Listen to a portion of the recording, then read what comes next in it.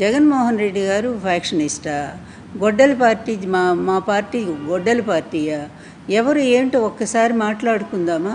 ఎన్టీఆర్ గారితో మొదలుపెట్టినటువంటి నీ హత్యా రాజకీయాలు ఇంకెంత దారుణంగా మాధవరెడ్డి గారు చనిపోయినప్పుడు కూడా మొత్తం నీ మీదే వేలెత్తి చూపారు కదా చంద్రబాబు. ఒక్కసారి గుర్తు తెచ్చుకో. నువ్వు మాధవరెడ్డి గారిని చనిపోయినప్పుడు దానికి కూడా కారకుడు నువ్వేనని చెప్పి చూపించాయి కదా అన్నీ కూడా. ఆ రోజు విపరీతంగా ట్రోల్ కూడా జరిగింది, చంద్రబాబు నాయుడే పరోక్షంగా ఉన్నాడు అని చెప్పి. అలాగే ప్రత్యక్షంగా కూడా బెల్లి లలిత అనేటువంటి మంచి గాయని, మరి ఆమె సమాజం కోసం పాటుపడేటువంటి వాళ్ళతో మరి ఆమె నీ ప్రభుత్వం మీద, నువ్వు చేస్తున్న అరాచకాల మీద, నీ అవినీతి మీద ఆమె పాటలు పాడుతూ ఉంటే ఆమెను ఎంత దారుణంగా చంపించావంటే, సాయంత్రం పూట ఆమెను బయటకు పిలిపించి తెలిసిన వాళ్ళ చేత ముక్కలు ముక్కలుగా ఒక మహిళని ఎన్ని ముక్కలుగా నరికి చంపేశారో, ఇంతకంటే దారుణం నీ నీచ చరిత్రకి ఇంకేమన్నా ఉన్నాయా చెప్పుకోవటానికి? బెల్లి లలిత హత్య కేసు నువ్వు కదా వెనకుండి ప్రభుత్వం కదా నడిపించింది, ఆ రోజు నీ గవర్నమెంటే కదా. అతి దారుణంగా ఆమెను చంపించావే. ఇక అక్కడి నుంచి ఎన్ని రకాలుగా మరి రంగా గారు, వంగవీటి రంగా గారి దగ్గర నుంచి అందరూ నీ వైపే వేలెత్తి చూపారు కదా. పింగళి దశరథరాం విషయం కూడా నిన్నే మాట్లాడారు కదా. ఇంతెందుకు, నీ ప్రభుత్వం వచ్చిన తర్వాత ఎన్టీఆర్ దించేసి నువ్వు వచ్చిన తర్వాత రాయలసీమలో ఎన్ని హత్యలు జరిగినాయి, దాని వెనక ఉన్నది ఎవరు చంద్రబాబు? ఒక్కసారి నీకు ధైర్యం ఉంటే ఎంక్వైరీ వేయిస్తావా? 14 మందిని చంపించావు, వెనక పరోక్షంగా నువ్వే ఉన్నావు. ఉంటే మరి నిజంగా నీకే సంబంధం లేకపోతే నీ ప్రభుత్వంలో జరిగిన హత్యలకి కనీస బాధ్యత తీసుకున్నావా నువ్వు? వాళ్ళు ఎవరినైనా అరెస్ట్ చేయించావా? ఒక్కళ్ళు కూడా అరెస్ట్ కాలేదే. 14 మంది రాయలసీమలో చనిపోయారు, ముఖ్యంగా ఎక్కువ రెడ్డి వర్గానికి సంబంధించినటువంటి వాళ్లే చనిపోయారు. మరి వీటన్నిటి కారకుడు నువ్వు కదా. ఈ విధంగా నీచమైనటువంటి అధికారం కోసం నీచమైన హత్యా రాజకీయాల్ని ప్రోత్సహించేటువంటి నువ్వు నిజంగా నిన్ను జగన్ గారు చెప్పినట్టు వాళ్ళ తాతగారిని చంపినటువంటి వ్యక్తులకు నువ్వు ఆశ్రయం ఇచ్చావు. మళ్ళీ సిగ్గు లేదు మీకు, మీ ఎల్లో మీడియాకి. నిన్న అతన్ని కూర్చోబెట్టి, ఆ పార్థసారథి అనుకుంటా, అతను కూర్చోబెట్టి మాట్లాడిస్తావా? అసలు ఏమన్నా ఎక్కడన్నా కొంచెమైనా మానవత్వం అనేది మనిషికి ఉండాలి కదా. కొంచెమైనా మనం ఈ పని చేస్తున్నామే, ఇంత నీచమైనటువంటి ఈ పనులు మనం ఎట్లా చేస్తామనే ఆలోచన ఉండాలి కదా. అదేమీ లేకుండా ప్రవర్తిస్తూ ఉన్నావే నువ్వు. తర్వాత వైఎస్ రాజశేఖర రెడ్డి గారు ముఖ్యమంత్రిగా ఉన్నప్పుడు నువ్వు మా పరిటాల రవి గారు చనిపోతే నువ్వు ఎవరి మీద వేసావు? మళ్ళీ చాలా అత్యంత ప్రాణ స్నేహితుడు అని చెప్పి వైఎస్ రాజశేఖర రెడ్డి గారి మీదేమో మళ్ళీ ఏదో తీస్తావు ఎక్కడో నువ్వు టీవీల్లో. కానీ నువ్వు ఆయన కొడుకు మీద నిందలేసావు ఆ రోజు శాసనసభలో. జగన్మోహన్ రెడ్డి గారి మీద నువ్వు ఆరోపణ చేస్తే నిజాయితీ పరులు గనక ఆ కుటుంబం ఎక్కడ, నీ కుటుంబం ఎక్కడ చంద్రబాబు నాయుడు? నిజంగా ఎంత హీన చరిత్ర నీది. వెనక నుంచి నువ్వు చిన్నప్పటి నుంచి చూస్తే ఎక్కడైనా ఒక్క పేజీ అయినా సరే నీ జీవిత చరిత్రలో ఒక్క పేజీ కూడా సరిగ్గా లేనే లేదు. ఎప్పుడూ కూడా ఈ నమ్మక ద్రోహానికి నువ్వు మొదటి నుంచి ఎవరైతే నిన్ను నమ్మారో, స్నేహితులు కానివ్వండి, నిన్ను ఆదరించినటువంటి పాకాల నారాయణ స్వామి లాంటి పెద్దలు కానివ్వండి, అందరికీ నువ్వెంత వెన్నుపోటు పడిచావో ఇది అందరికీ తెలిసినటువంటి చరిత్రే. కానీ నువ్వు తర్వాత వైఎస్ రాజశేఖర రెడ్డి గారు ఏం చేశారు? వెంటనే సిబిఐ ఎంక్వైరీ చేయించారు. అది నిజమైనటువంటిది ధైర్యం అంటే, నిజాయితీ అంటే అది. అట్లాంటి వ్యక్తిని నువ్వు సిబిఐ ఎంక్వైరీ వేశారు. సిబిఐ ఎంక్వైరీలో ఎక్కడా కూడా జగన్ గారి పేరు లేదు. మొదటి నుంచి జగన్ గారి మీద, వైఎస్ రాజశేఖర రెడ్డి గారి మీద పడి ఏడుస్తూనే ఉన్నావు కదా. నీ ఏడు పాడుగాను, ఎందుకంటే అమాయకుడైనటువంటి ఎన్టీఆర్ గారిని పొట్టన పెట్టుకున్నావు. అట్లాగే నీకు అడ్డం లేకుండా, ఎవరు ఎదురు లేకుండా నువ్వే కంటిన్యూ ముఖ్యమంత్రి కావాలనే ఒక దురుద్దేశంతోనే వైఎస్ రాజశేఖర రెడ్డి గారి మరణం వెనక కూడా అందరూ నిన్నే వేలెత్తి చూపారు. తెలుసా నీకు చంద్రబాబు నాయుడు? ఎందుకంటే నువ్వు అసెంబ్లీలో 3 రోజుల ముందే కదా నువ్వు మళ్ళీ తిరిగి రావని మాట్లాడిన మాటలు అప్పుడు ప్రతి ఒక్కళ్ళు కూడా తెలుగునాట మాట్లాడుకున్నారు. నీకు అన్నీ తెలుసు, ఎందుకంటే ఆ కుట్రకు నువ్వే కదా కేంద్ర బిందువు. నేనన్నమాట కాదు కదా, ఎన్టీఆర్ గారే అన్ని కుట్రలకి కేంద్ర బిందువు నా అల్లుడనబడే ఈ చంద్రబాబు నాయుడు అని చెప్పి ఆయన జామాత దశమ క్యాసెట్లో కూడా చెప్పారు కదా. ఇలా ఎన్ని కుట్రలు చేస్తావు? నీ బతుకంతా ఇంతేనా చంద్రబాబు నాయుడు? 77 ఏళ్ళు 78 ఏళ్ళు వచ్చినాయి ఈ పాడు బతుకు. ఎందుకయ్యా నీకు ఇంకా కూడా ఏం ఆశ? పాడు ఆశ. ఎన్నాళ్ళు ఏమన్నా 100 ఏళ్ళు అయితే బతకం కదా. 100 ఏళ్ళు బ్రతికినా కూడా ఒక అధము బ్రతికే కదా అది. కళ్ళు కనపడక కాళ్ళు పోయి ఏదో అన్నట్టు మతిపోయి ఇప్పటికే పోయింది అనుకో మతి. అట్లాంటి బతుకు కూడా ఒక బతికే అవుతుందా? కనీసం వెళ్లే ముందు 4 మంచి పనులు చేశాడు మాకు అని చెప్పి జనం చెప్పుకునే పని ఒక్కటన్నా చేసావా? ఇప్పటికీ అవే కుట్ర రాజకీయాలు. నీ వారసుడు లోకేష్. ఈ లోకేష్ ఒక పెద్ద నాయకుడా, ఒక మేధావా? ఒక్క సబ్జెక్టు మీద 5 నిమిషాలు మాట్లాడలేనటువంటి ఒక పనికిమాలిన వాడిని తీసుకొచ్చి ఆయన ముఖ్యమంత్రిగా చేయడానికి ఇష్టం వచ్చినట్టుగా నువ్వు ఈ కుట్రలకన్నీ తెరదీస్తావా? ఎవరిది గొడ్డల పార్టీ? చంద్రబాబు నీది కదా. నువ్వు చేసినటువంటి ఈ నీచ రాజకీయాలన్నిటి మీద ఒక్క విచారణ వేయిద్దామా? ఒక్క సిబిఐ ఎంక్వైరీ వేయిద్దామా? ఎన్టీఆర్ గారిని మరణానికి కారకుడైనటువంటి ఆ సంఘటన దగ్గర నుంచి ఇప్పటి వరకు కూడా ఈరోజు కూడా రాష్ట్రంలో నీ ప్రభుత్వంలో ఇష్టం వచ్చినట్టు వైఎస్ఆర్ కాంగ్రెస్ పార్టీ నాయకుల్ని ఇష్టం వచ్చినట్టు చంపిస్తూ ఉన్నారే. మీ వాళ్ళంతా కూడా ఒక్కడన్నా నువ్వు అరెస్ట్ చేసావా? రాషీద్ మొదలుకొని ఎంతమందిని చంపుతావు? ఎంతమంది ఆడపిల్లల మీద అత్యాచారాలు చేస్తున్నారు?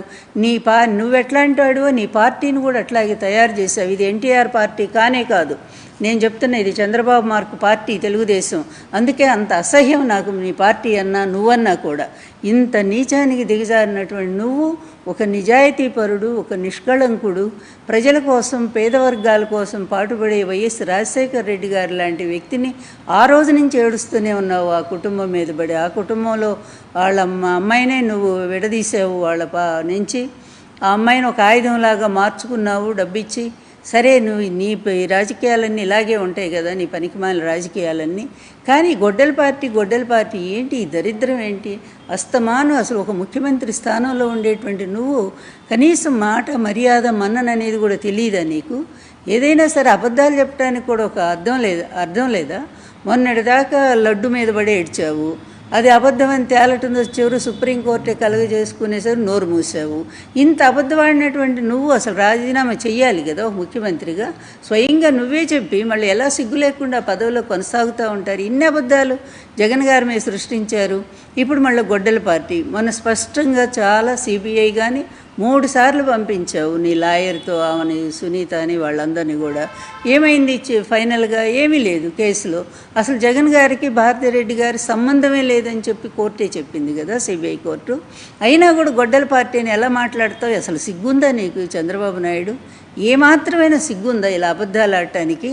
స్వయంగా కోర్టులు, సిబిఐ అన్నీ చెప్పినా కూడా ఆయన లేదని మళ్ళీ అదే పాట పాడుకుంటూ నువ్వు. ఎందుకంటే నీకు మొదటి నుంచి కూడా ఈ గోబెల్స్ ప్రచారం అనేది అదో ఇష్టం కదా.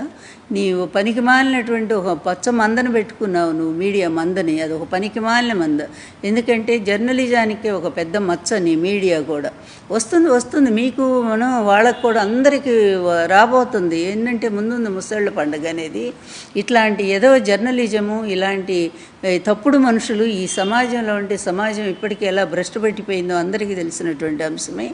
అందువలన త్వరలోనే మీకు ఆ వినాశకాలం అనేది దాపురించబోతుంది. ఇంకా నీ ఎత్తుగడలు, లేకపోతే నీ కుట్రలు, నీ కుయుక్తులు ఇవన్నీ కూడా బెడ్స్ కొట్టేటువంటి రోజు తొందరలోనే ఉందని చెప్పి నేను చాలా స్పష్టంగా చెప్తా ఉన్నాను. చంద్రబాబు నాయుడు, నువ్వు ఇప్పటికైనా సరే అబద్ధాలు మానేసేయి. వాస్తవం ఏదో అది చెప్పు. మొన్న కూడా విన్నాను నేను గొడ్డల పార్టీ. ఏంది గొడ్డల పార్టీయా? వైఎస్ఆర్ పార్టీ. ఎక్కడ ఎవరికైనా తెలుగుదేశం వాళ్ళకి మా హయాంలో అంటే మా జగన్మోహన్ రెడ్డి గారు ముఖ్యమంత్రిగా ఉన్నప్పుడు ఏ ఒక్కళ్ళకైనా అన్యాయం జరిగిందా చెప్పు చంద్రబాబు నాయుడు? ఏ ఒక్క తెలుగుదేశం వాడైనా సరే మా పార్టీ వల్ల, మా ప్రభుత్వం వల్ల బాధపడ్డాడేమో, ఇబ్బంది పడ్డాడేమో ఒక్కటి చెప్పు. ఎంతసేపు డాక్టర్ విషయం తీసుకొస్తావు? ఆ డాక్టర్ని రెచ్చగొట్టింది నువ్వు. ఆ డాక్టర్ని ప్రభుత్వమే తిరుగుబాటు చేయించింది నువ్వు. ఒక తాగుబోతూ, ఒక మెంటల్ గాడిని అడ్డం పెట్టుకొని ఇష్టం వచ్చినట్టు రాజకీయం చేసింది నువ్వు. వాడు రోగం ఎక్కువై చచ్చిపోతే దాన్ని మళ్ళీ మా ప్రభుత్వం మీద నెట్టింది నువ్వు. అన్నిటికీ దరిద్రమంతా నువ్వే చేస్తావు. వాళ్ళు చావులకే నువ్వే కారకుడు అవుతావు. మళ్ళీ ఏమీ తెలియనట్టు ఎదుటి వాళ్ళ మీద ఆరోపణ చేస్తావు. నీలాంటి మనిషి అసలు ఉండొచ్చా ఈ సమాజంలో చెప్పు? సమాజం ఒక మంచి పరిస్థితుల్లో ముందుకు సాగాల్సినటువంటి పరిస్థితుల్లో అభివృద్ధిని సాధించుకోవాలి. విద్యారంగం కానీ, వైద్య రంగం కానీ, అదేవిధంగా అన్ని విధాలుగా పేద వర్గాలు నిలబడాలి అనే ఒక సంకల్పంతో జగన్మోహన్ రెడ్డి గారు సాగించినటువంటి అద్భుతమైన పరిపాలన ఎక్కడ? ఒక దరిద్ర పరిపాలన కొనసాగిస్తూ అడుగడుగునా కూడా మత్తులో యువతనంతా నింపేస్తా, అదేవిధంగా మరి అవినీతిలో కూరుకుపోయి ప్రతి ఒక్క తెలుగుదేశం వాడు, జనసేన వాళ్ళు ఇష్టం వచ్చినట్టు రాష్ట్రాన్ని దోపిడీ చేస్తూ ప్రజలను రోడ్డు మీద నిలబెట్టినటువంటి ఈ మీ దరిద్ర పరిపాలన ఎక్కడయ్యా? అందువలన ఎప్పటికి కూడా మీరును జగన్మోహన్ రెడ్డి గారు ఒక్కటి కాలేరు. జగన్మోహన్ రెడ్డి గారిది కాదు, గొడ్డలి పార్టీ నీది. ఇప్పుడున్న నీ తెలుగుదేశం పార్టీ గొడ్డలి పార్టీ. ఆ పవిత్రుడైనటువంటి ఎన్టీఆర్ గారి పేరును ఉచ్చరించి ఆయన ఎందుకు ఆ పేరును అపవిత్రం చేస్తారు? అదే బాధపడుతుంటాను. మీ నోట ఆయన పేరు వచ్చినప్పుడల్లా నాకు బాధ కలుగుతూనే ఉంటుంది. అందువలన హంతకుల పార్టీ మీది, హత్యా రాజకీయాల పార్టీ మీది, అవినీతికి నిలయం మీ పార్టీ. నీలాంటి వాడు ఇలాంటి వాటన్నిటికీ మరి ఒక అధిపతిగా ఉండి అరాచకాలు సృష్టిస్తున్నటువంటి మిమ్మల్ని ఇంకా మేము కూడా అలాగే పిలుస్తాం. రేపటి నుంచి హత్యా పార్టీ, హత్యా రాజకీయాలకు నిలవైనటువంటి పార్టీ గొడ్డలి పార్టీ మీది. అలాగే బాలకృష్ణ విషయం కూడా అందరికీ తెలిసిందే కదా. మన కుటుంబం అయినా సరే వాస్తవం మాట్లాడుకోవాలి కనుక మాట్లాడుతూ ఉన్నాము. బాలకృష్ణ ఇంట్లో మరి ఆయన మీద ఇద్దరి మీద కూడా ఒకేసారి సత్యనారాయణ గారు, అదేవిధంగా బెల్లంకొండ ఇద్దరి మీద కూడా కాల్పులు జరపలేదా? వాళ్ళు కేసు పెడితే ఆ కేసు బయటికి రానియకుండా అడ్డుపడలేదా? నేను కూడా పడ్డాను. ఆ రోజు వైఎస్ రాజశేఖర రెడ్డి గారిని కలిసి బతిలు ఆడుకోవాల్సి వచ్చింది. మరి అంత దారుణాలు చేసింది మన కుటుంబమే కదా. మరి గన్ కల్చర్ ఎవరికి ఉంది? మన దగ్గరే ఉంది కదా. మరి ఇంకెట్లా మాట్లాడతారు మీరు?